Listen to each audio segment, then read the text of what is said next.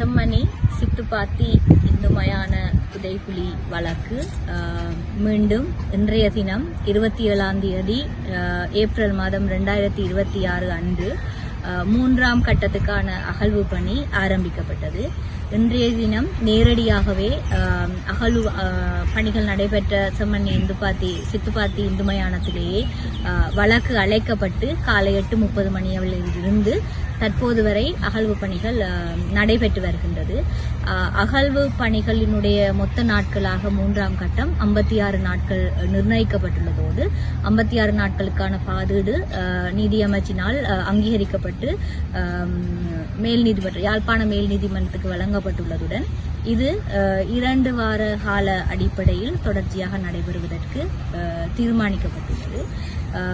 அந்த அடிப்படையில் முதலாம் நாளான இன்று ஆரம்பகட்ட வேலைகள் பூர்த்தியாக்கப்பட்டு குறித்த அகழ்வு பணி நடைபெறுவதற்கான பிரதேசமானது முழுமையான அளவில் சுத்தப்படுத்தப்பட்டதோடு ஒரு பகுதி மட்டும் அகழ்வு பணிக்கான ஆரம்பகட்ட வேலைகளுக்காக அகழ்வுகள் ஆரம்பிக்கப்பட்டது.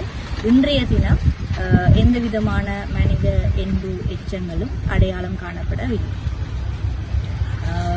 மேலும் நாளைய தினம் இதே மாதிரி அகழ்வு பணி அகழ்வு நடைபெறுகின்ற இடத்திலேயே காலை 8:30 மணிக்கு ஆரம்பமாகும்.